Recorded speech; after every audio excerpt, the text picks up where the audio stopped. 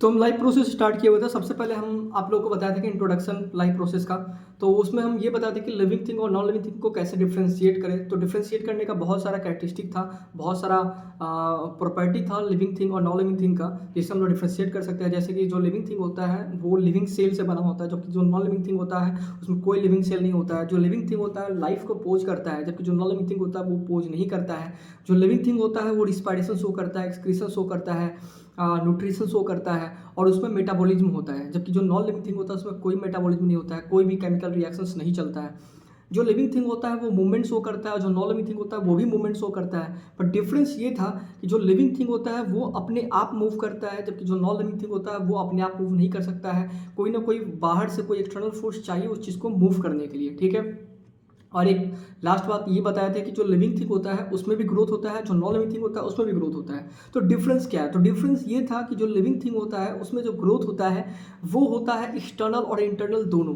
मतलब अंदर से भी, मतलब इंटरनल ग्रोथ वैसा ग्रोथ था जो कि हम लोग को दिखता नहीं है, ठीक है, और एक्सटर्नल ग्रोथ वैसा ग्रोथ था जो हम लोग को दिखता है, ठीक है। फॉर एग्जाम्पल जैसे इंटरनल ग्रोथ का बात करें तो इंटरनल ग्रोथ वो ग्रोथ है जो हम लोग को नहीं दिखता है, जैसे कि बोन्स का डेवलपमेंट होना, ठीक है, मसल्स का बढ़ना, हमारे बॉडी ऑर्गन्स का डेवलपमेंट होना, बढ़ना साइज में, तो वो हम लोग को नहीं दिखता है, तो वो इंटरनल ग्रोथ हो गया। जबकि जो एक्सटर्नल ग्रोथ हो गया, हेयर का बढ़ना, नेल्स का बढ़ना, ठीक है, तो ये सारा एग्जाम्पल किसका हो गया? एक्सटर्नल ग्रोथ का।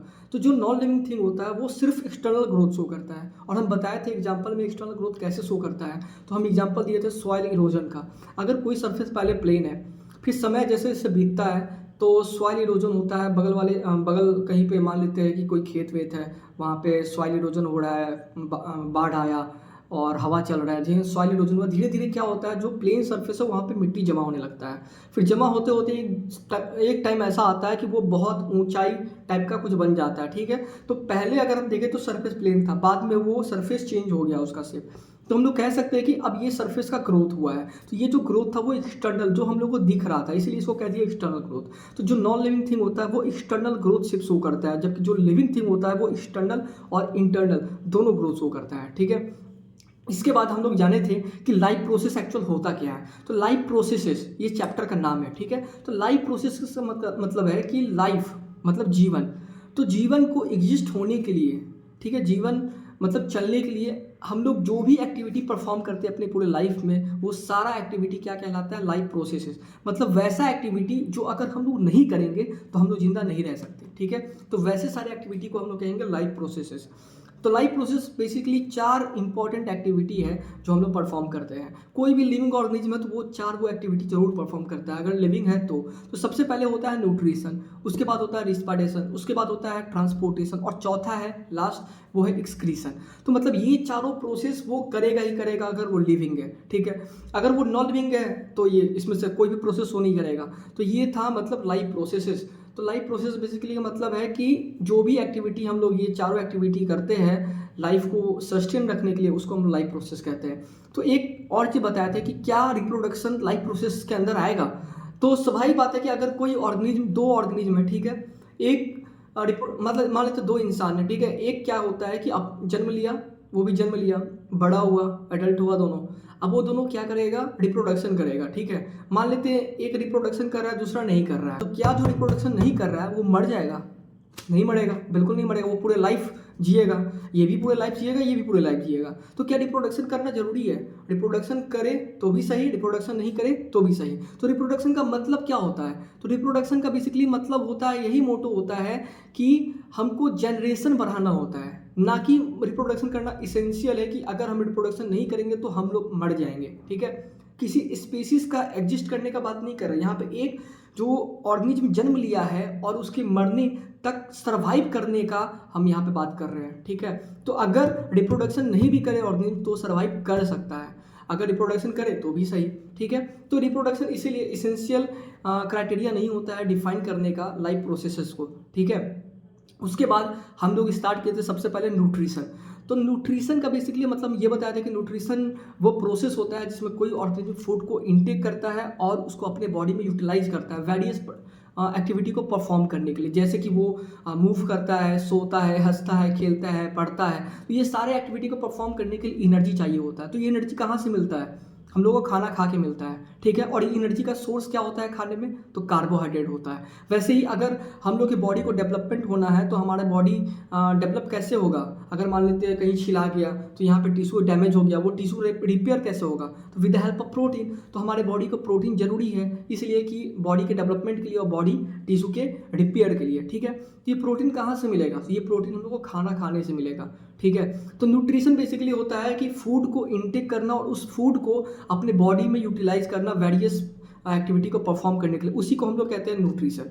अब यहाँ बात है कि जो फूड को हम लोग इनटेक कर रहे हैं, तो क्या फूड को इनटेक करने का हमारा मोटो क्या होता है कि क्या हमको टेस्ट चाहिए, नहीं भाई हम ये रसगुल्ला है, ये समोसा है, ये गुपचुप है, ये मोमोज है, भाई खाते हैं टेस्टी है इसलिए खा रहे हैं, क्या हमारा यही मोटो होता है? तो हमारा मोटो ऐसा बिल्कुल नहीं होता है। हमारा मोटो होता है कि उसके अंदर जो न्यूट्रिएंट्स है, हमको वो न्यूट्रिएंट्स चाहिए, ठीक है। तो वो बस हम लोग टेस्ट के लिए डिफरेंट डिफरेंट खाना खाते हैं, लेकिन हमारा मेन मोटो क्या होता है कि जो फूड के अंदर न्यूट्रिएंट्स है, हमारे बॉडी को वो न्यूट्रिएंट्स चाहिए, ठीक है। तो अब जैसे कि मान लेते हैं जो फूड होता है ना, उसमें बेसिकली बहुत सारे कंपोनेंट होते हैं फूड के, ठीक है। जैसे सबसे इंपॉर्टेंट कंपोनेंट 5 कंपोनेंट है फूड के, जो कंपोनेंट को हम लोग न्यूट्रिएंट्स कह देते हैं। तो न्यूट्रिशन और न्यूट्रिएंट्स में डिफरेंस है। जो न्यूट्रिएंट्स होता है वो फूड का कंपोनेंट है, जबकि न्यूट्रिशन जो होता है वो एक प्रोसेस है फूड को इनटेक करना और जो न्यूट्रिएंट्स फूड में पाए जा रहे हैं उसको अपने बॉडी में यूटिलाइज करना। तो न्यूट्रिशन और न्यूट्रिएंट्स में दोनों में डिफरेंस होता है, ठीक है। तो जो 5 कंपोनेंट होता है फूड का इंपॉर्टेंट कंपोनेंट, वो होता है carbohydrate, fats, vitamin, minerals and proteins, और कहीं कहीं वाटर और फाइबर को भी लिखा जाता है, ठीक है। तो ये 5 इंपॉर्टेंट कंपोनेंट है किसका, फूड का। तो इसी कंपोनेंट को हम लोग कहते हैं न्यूट्रिएंट्स, ठीक है। तो ये था न्यूट्रिशन। और उसके बाद हम लोग पढ़े थे कि न्यूट्रिशन कितने मोड होता है, न्यूट्रिशन का कितना मोड होता है। तो 2 मोड होता है बेसिकली, ऑटोट्रॉपिक न्यूट्रिशन और हेटरोट्रॉपिक न्यूट्रिशन। ऑटोट्रॉपिक न्यूट्रिशन में बताया था कि ये ऑर्गेनिज्म, मतलब ये ऐसा न्यूट्रिशन होता है जिसमें जो ऑर्गेनिज्म शो करता है वो अपना खाना खुद बनाता है, ठीक है। या तो वो लाइट एनर्जी का यूज़ करता है या तो वो केमिकल एनर्जी का यूज़ करता है। वो किसी और ऑर्गेनिज्म पे डिपेंडेंट नहीं होता है अपने खाने के लिए, ठीक है। वो अपना खाना खुद ही बनाएगा, वो स्वयं आत्मनिर्भर होता है, ठीक है। बाकी जो हेटरोट्रॉपिक न्यूट्रिशन होता है, तो वो ऐसा न्यूट्रिशन होता है जिसमें जो ऑर्गेनिज्म होता है वो किसी और पर डिपेंडेंट होता है फूड के लिए, ठीक है। अब जो ऑटोट्रॉपिक है, ठीक है, जो ऑटोट्रॉपिक न्यूट्रिशन जो ऑर्गेनिज्म शो करेगा उसको हम लोग कहेंगे ऑटोट्रॉप्स, और जो ऑर्गेनिज्म हेटरोट्रॉपिक न्यूट्रिशन शो करेगा उसको हम लोग कहेंगे हेटरोट्रॉप्स, ठीक है। अब सबसे पहले ऑटोट्रॉपिक न्यूट्रिशन का बात करें तो ऑटोट्रॉपिक न्यूट्रिशन हम बताए थे कि 2 टाइप का होता है। एक होता है फोटो ऑटोट्रॉपिक न्यूट्रिशन, एक होता है कीमो ऑटोट्रॉपिक न्यूट्रिशन। दोनों प्रोसेस क्या है, एक में है कि प्लांट क्या कर रहा है, लाइट का यूज कर रहा है। फोटो का मतलब होता है लाइट, फोटो ऑटो मतलब खुद से, ट्रॉपिक न्यूट्रिशन मतलब कि इसमें जो ऑर्गेनिज्म होते हैं वो क्या करते हैं, लाइट एनर्जी का यूज करते हैं अपना खाना बनाने के लिए। और कीमो ऑटोट्रॉपिक न्यूट्रिशन का होता है कि इसमें होता है कि वो लाइट एनर्जी का यूज नहीं करके केमिकल एनर्जी का यूज करते हैं खाना बनाने के लिए, ठीक है। तो सबसे पहले अगर हम बात करें फोटो ऑटोट्रॉपिक न्यूट्रिशन का, तो इसमें आप लोग पढ़े हुए कि जो ग्रीन प्लांट्स होता है वो क्या करता है, लाइट एनर्जी को यूज करता है। तो लाइट पड़ता है तो लीफ में क्या होता है, क्लोरोफिल जो लाइट को ट्रैप कर लेता है, और ट्रैप करने के बाद कार्बन डाइऑक्साइड और वाटर का यूज करके, इनऑर्गेनिक रॉ मटेरियल का यूज करके वो क्या करता है, फूड का फॉर्मेशन करता है, और इस फूड का ऑक्सीडेशन करके वो एनर्जी लेता है। तो यहाँ पे ये खाना खुद से बना रहा है, किसके हेल्प से, लाइट एनर्जी के हेल्प से, इसीलिए इसको कह देते हैं फोटो ऑटोट्रॉपिक न्यूट्रिशन। और एक बात और हम बताए थे कि जो फोटो ऑटोट्रॉपिक न्यूट्रिशन होता है वो एक, ये जो रिएक्शन है वो एक एनाबॉलिक रिएक्शन है। ऐसा हम लोग इसलिए बोले थे क्योंकि इसमें 2 चीज़ आपस में कंबाइन होकर, 2 सिंपल चीज़ आपस में कंबाइन होकर एक कॉम्प्लेक्स चीज़ का फॉर्मेशन हो रहा है। जैसे कार्बन डाइऑक्साइड और वाटर, ये एक सिंपल मॉलिक्यूल है, ये आपस में कंबाइन किया और एक कॉम्प्लेक्स मॉलिक्यूल फूड का फॉर्मेशन किया, ठीक है। तो इसीलिए इस रिएक्शन को हम लोग एनाबॉलिक रिएक्शन कह दिए। और इस प्रोसेस को फूड का बनना प्लांट में लाइट एनर्जी के हेल्प से, इसको हम लोग कहते हैं फोटोसिंथेसिस, ठीक है। उसके बाद इसके बारे में और डिटेल हम लोग पढ़ेंगे बाद में। अभी फिलहाल अब आता है कीमो ऑटोट्रॉपिक न्यूट्रिशन। तो कीमो ऑटोट्रॉपिक मतलब नाम से ही है, कीमो मतलब केमिकल, ठीक है। तो यहाँ पे बेसिकली क्या होता है, इसका एग्जांपल है नाइट्रीफाइन बैक्टीरिया हो जाएगा, फिर से पर्पल सल्फर बैक्टीरिया हो जाएगा। तो ये सारा जो बैक्टीरिया है वो क्या करता है, केमिकल कंपाउंड को यूज करता है एनर्जी के लिए। तो इसमें ये करता क्या है, तो इसमें बेसिकली ये करता है कि केमिकल कंपाउंड का यूज करता है और उसको ऑक्सीडाइज करता है। जैसे ही ऑक्सीडाइज करता है तो उससे एनर्जी रिलीज होता है, और उस एनर्जी का, उस केमिकल एनर्जी का, ये एनर्जी कहाँ से आया, केमिकल से आया। तो इसीलिए इसको केमिकल एनर्जी कहती है। तो इस केमिकल एनर्जी का वो यूज करता है फूड बनाने के लिए। अब जब फूड बना लेता है तो फिर उसका ऑक्सीडेशन करके एनर्जी लेके फिर उससे क्या करता है, अपना वेरियस एक्टिविटी को परफॉर्म करता है। तो ऐसा न्यूट्रिशन को हम लोग कहते हैं कीमो ऑटोट्रॉपिक न्यूट्रिशन, और जो ऑर्गेनिज्म ऐसा न्यूट्रिशन शो करता है उसको हम लोग कहते हैं कीमो ऑटोट्रॉप्स। ठीक है, तो इसके बाद हम लोग आज पढ़ेंगे कि हेटरोट्रॉपिक मोड ऑफ न्यूट्रिशन क्या होता है। तो हेटरोट्रॉपिक न्यूट्रिशन का बेसिकली मतलब होता है कि ये एक ऐसा न्यूट्रिशन होता है जिसमें ऑर्गेनिज्म जो होता है वो अपना खाना खुद नहीं बनाता है। They do not make their own food, they are dependent on other organism for their food. ठीक है, तो this is the mode of nutrition in which organism consume other organism for their food. मतलब वो अपना खाना खुद नहीं बनाएगा, वो किसी और ऑर्गेनिज्म को कंज्यूम करेगा अपने खाने के लिए। ठीक है, तो ऐसे न्यूट्रिशन को हम लोग क्या कहेंगे, हेटरोट्रॉपिक न्यूट्रिशन। उसके बाद है कि जो ऑर्गेनिज्म ऐसा न्यूट्रिशन शो करेगा उसको हम लोग क्या कहेंगे, हेटरोट्रॉप्स कहेंगे। ठीक है, अब अगर हम बात करें तो हम लोग ऐसा भी लिख सकते हैं कि हेटरोट्रॉप्स आर डायरेक्टली और इनडायरेक्टली डिपेंडेंट ऑन प्लांट्स। हम लोग ऐसा बोल सकते हैं कि नहीं बोल सकते हैं कि जो हेटरोट्रॉप्स होता है वो प्लांट पे डायरेक्टली और इनडायरेक्टली डिपेंडेंट है। ये डिपेंडेंट तो है प्लांट्स पे, लेकिन डायरेक्टली या फिर इनडायरेक्टली। अब जैसे कि हम समझा रहे हैं, अब जैसे कि अब अगर हम बात करें कि ये कोई प्लांट्स है, ये कोई प्लांट है। ठीक है, अब यहाँ पे मान लेते हैं कि कोई, ये तो समझ गए कि ये ऑटोट्रॉप है, ये अपना खाना क्या करेगा, खुद बनाएगा ये प्लांट। ठीक है, अब मान लेते हैं कोई ऑर्गेनिज्म आया। अब जैसे कि ऑर्गेनिज्म जो आया वो क्या है, हर्बीवोर है। ठीक है, मान लेते हैं कि यहाँ पे रैबिट मान लेते हैं। ठीक है, रैबिट आया, रैबिट क्या है, हर्बीवोर है, हर्बीवोर्स है। ठीक है, अब ये आया, इस प्लांट को कंज्यूम किया। अब जो एनर्जी इसके पास था, अब मान लेते हैं ई एनर्जी था इसके पास मान लेते हैं ई एनर्जी था इसके पास। ठीक है, अब इससे क्या हुआ कि इसमें E1 एनर्जी गया मान लेते हैं। ठीक है, इसमें से रैबिट में कितना एनर्जी गया, E1 गया। ठीक है, अब हम लोग कह सकते हैं कि जो ये रैबिट हर्बीवोर है ये हेटरोट्रॉप है। अरे है कि नहीं, क्योंकि ये क्या है, प्लांट पे डायरेक्टली डिपेंडेंट है। ये प्लांट पे क्या है, डायरेक्टली डिपेंडेंट है।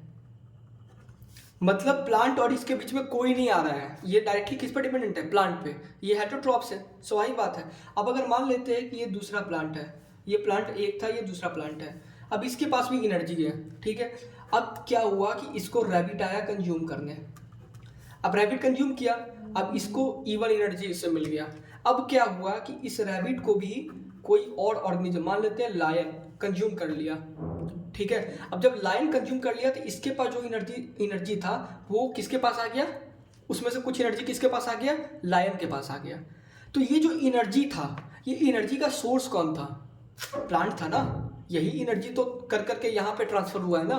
ठीक है, तो हम यहाँ पे कह सकते हैं कि लायन यहाँ पे क्या है, हेटरोट्रॉप्स है, हेटरोट्रॉप्स है। तो ये जो है ये प्लांट पे इनडायरेक्टली डिपेंडेंट हुआ ना। इनडायरेक्टली क्या हुआ, डिपेंडेंट हुआ। इनडायरेक्टली इसलिए बोल रहे हैं क्योंकि इसके और इसके बीच में कौन आया, रैबिट आया। ठीक है, ये तो जो लायन था वो किसको, ये प्लांट को तो कंज्यूम नहीं किया, वो किसको कंज्यूम किया, रैबिट को। लेकिन हम लोग इनडायरेक्टली डिपेंडेंट इसलिए बोल रहे हैं क्योंकि रैबिट को कंज्यूम किया, रैबिट से जो एनर्जी मिला वो लायन के पास गया, लेकिन ये एनर्जी था किसका, ये तो प्लांट का एनर्जी था ना। तो भले ही वो प्लांट को कंज्यूम नहीं किया, लेकिन जो प्लांट के पास एनर्जी था वो उसके पास गया कि नहीं गया, तो कैसे गया, क्या डायरेक्टली कंज्यूम करके गया, नहीं, वो इनडायरेक्टली कंज्यूम किया, वो रैबिट को कंज्यूम किया, और रैबिट से प्लांट का एनर्जी वो क्या किया, वो लिया। इसीलिए हम लोग कहते हैं कि हेटरोट्रॉप्स आर डायरेक्टली और इनडायरेक्टली डिपेंडेंट ऑन प्लांट्स। ठीक है, तो ये बहुत इंपॉर्टेंट लाइन था, तो इसको समझना जरूरी था।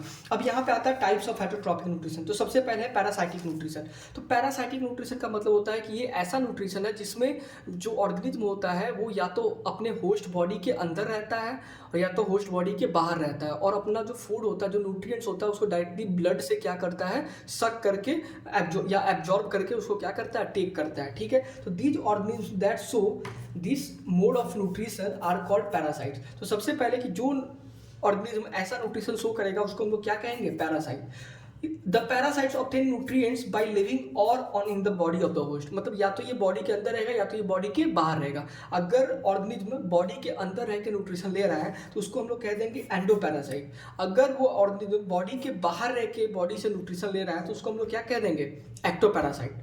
होस्ट का बेसिकली मतलब होता है जिससे हम लोग लाभ उठाते हैं, ठीक है। तो यहाँ पे ये चीज़ समझ आ गया। अब जैसे मान लेते हैं कि मच्छर हम लोग को काटा, मच्छर को हम लोग से क्या मिला, लाभ मिला, क्योंकि उसको ब्लड चाहिए था, ब्लड का न्यूट्रिएंट चाहिए था। तो यहाँ पे हम उसके लिए क्या हो गए, होस्ट हो गए, ठीक है। अब यहाँ पे एंडोपैरासाइट्स का बात करते हैं। तो and these parasites obtain their nutrition by living inside the body of the host. जैसे टेपवर्म, टेपवर्म क्या है, एक फ्लैट वर्म है, ठीक है। 9th क्लास में आप लोग पढ़े थे फ्लैट वर्म के बारे में। तो टेपवर्म, उसके बाद ई कोलाई। ई कोलाई क्या है, इचेरिया कोलाई, ये एक बैक्टीरिया है। तो ये भी हमारे इंटेस्टाइन में पाया जाता है। तो ये हमारे इंटेस्टाइन में रह के हमारे ब्लड से ये डायरेक्टली क्या करता है, न्यूट्रिएंट्स को टेक करता है, हमारे बॉडी से ये न्यूट्रिएंट्स को क्या करता है, टेक करता है। तो ये क्या है, बॉडी के अंदर आ रहा है, इसलिए इसको क्या कहती है, endoparasite. Ectoparasite, these parasites obtain their nutrition by living outside of the body of the host. मतलब जैसे यहाँ पे एक एग्जांपल मॉस्किटो का भी हो जाएगा।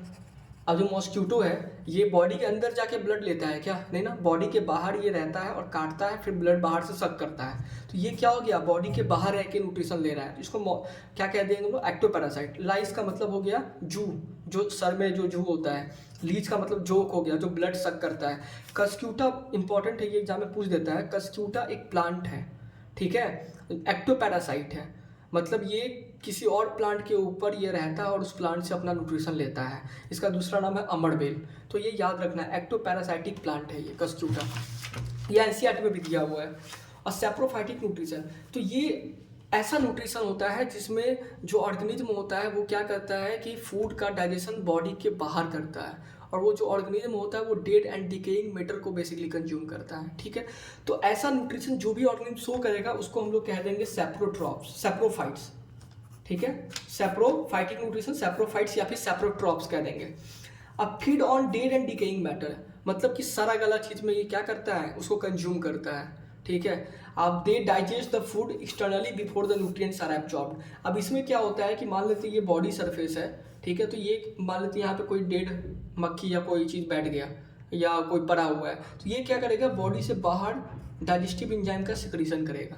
अब ये जो डाइजेस्टिव एंजाइम है ये बॉडी के बाहर ही क्या करेगा, इसको डाइजेशन करेगा। अब डाइजेशन के बाद जो न्यूट्रिएंट्स रिलीज होगा, ये न्यूट्रिएंट्स को ये क्या करेगा, बॉडी के अंदर एब्जॉर्ब कर लेगा। तो इस केस में सेप्रोट्रॉपिक न्यूट्रिशन के केस में, सेप्रोफाइटिक न्यूट्रिशन के केस में ये जो डाइजेशन हो रहा है ये बॉडी के अंदर हो रहा है या फिर बॉडी के बाहर हो रहा है, बॉडी के बाहर हो रहा है, ठीक है। और इसमें basically dead and decaying matter को कंज्यूम किया जाता है। तो ऐसे न्यूट्रिशन को हम लोग कहते हैं सेप्रोट्रॉपिक न्यूट्रिशन, ठीक है।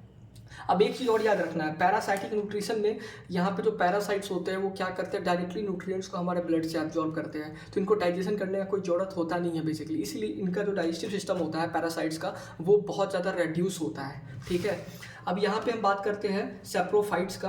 तो इसका एग्जांपल है फंगी, सम बैक्टीरिया, डिकम्पोजर्स। तो डिकम्पोजर्स क्या होता है, डिकम्पोजर्स वो ऑर्गेनिज्म है जो क्या करता है, बॉडी डेड बॉडी को डिकम्पोज करने में हेल्प करता है, ठीक है। डेड ऑर्गेनिज्म को डिकम्पोज करने में हेल्प करता है। जैसे मान लेते हैं कोई इंसान मर गया या कोई जानवर मर गया, तो फिर कुछ दिन के बाद क्या होता है, उसका बॉडी गलने लगता है। तो गलता कैसे है, क्योंकि वहाँ पे जो डिकम्पोजर्स होते हैं, डिकम्पोजर्स बैक्टीरिया, फंगी, कुछ भी हो सकता है, तो वो क्या करते हैं, उस बॉडी पे अटैक करते हैं और बॉडी पे क्या करते हैं, वो इंजाइम्स का वॉमिटिंग करते हैं। और वो जो इंजाइम्स होता है बॉडी को डाइजेशन करना स्टार्ट करता है, और डाइजेशन करता है, जो न्यूट्रिएंट्स होता है उसी को वो क्या करता है, एब्जॉर्ब करता है। बाकी सारा जो न्यूट्रिएंट्स रिलीज होता है वो सारा मिट्टी में मिल जाता है, ठीक है।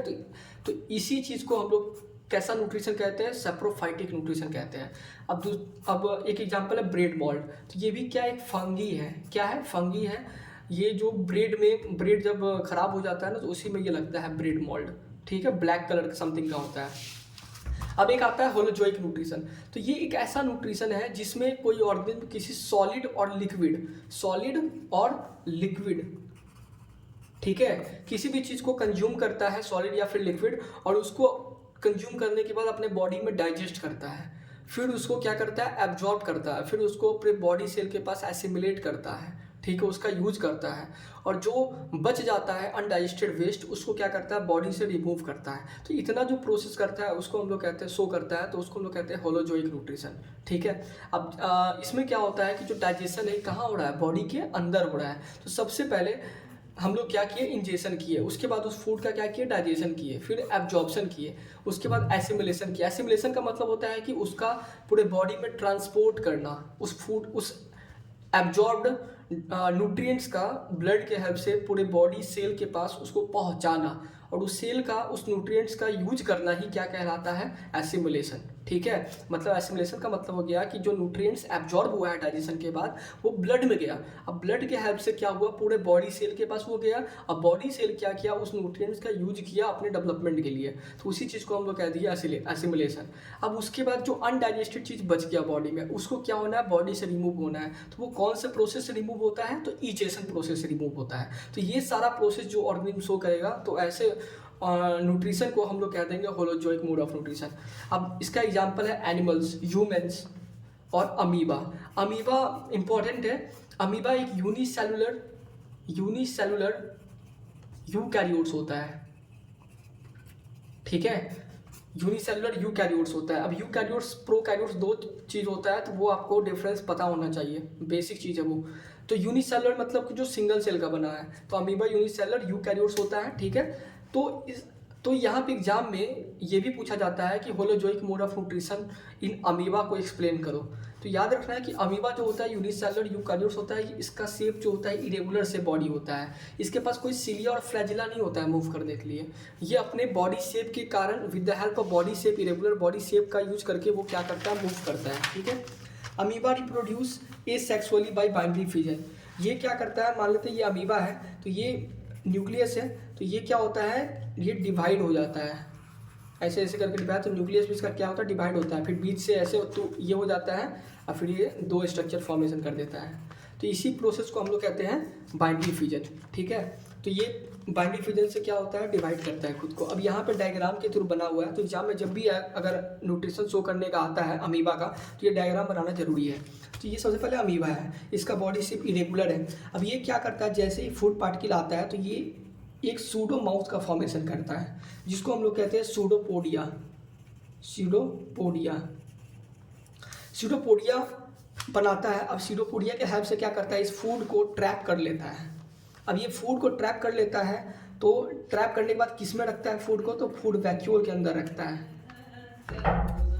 अब उसके बाद क्या होता है कि ये फूड वैक्यूल के अंदर रखा। अब इसके बाद क्या होता है, इसका डाइजेशन, इसके अंदर जितना भी डाइजेस्टिव एंजाइम होता है वो सारा इसके अंदर जाता है। ठीक है, और डाइजेस्टिव एंजाइम इसके अंदर गया। अब ये जो डाइजेस्टिव एंजाइम है इसका क्या करता है, डाइजेशन करता है। तो यहाँ पे क्या हो रहा है, यहाँ पे डाइजेशन हो रहा है, फिर डाइजेशन होने के बाद यहाँ पे जो अनडाइजेस्टेड चीज़ है, जो डाइजेस्टेड चीज़ है, दोनों चीज़ यहाँ पे रहता है। तो जो डाइजेस्टेड न्यूट्रिएंट्स है वो क्या होगा, एब्जॉर्ब हो जाएगा इसके बॉडी पे। ठीक है, अब उसके बाद ये न्यूट्रिएंट्स एब्जॉर्ब होने के बाद इसका क्या होगा, एसिमिलेशन हो जाएगा।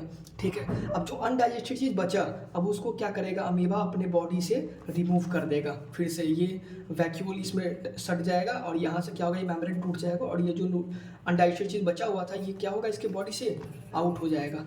तो ये जो सारा प्रोसेस है, तो ये कैसा न्यूट्रिशन शो कर रहा है, holozoic mode of nutrition show कर रहा है। तो फिर आज के क्लास के लिए इतना ही है, बाकी नेक्स्ट क्लास में हम लोग कोशिश करेंगे फोटोसिंथेसिस स्टार्ट करने का।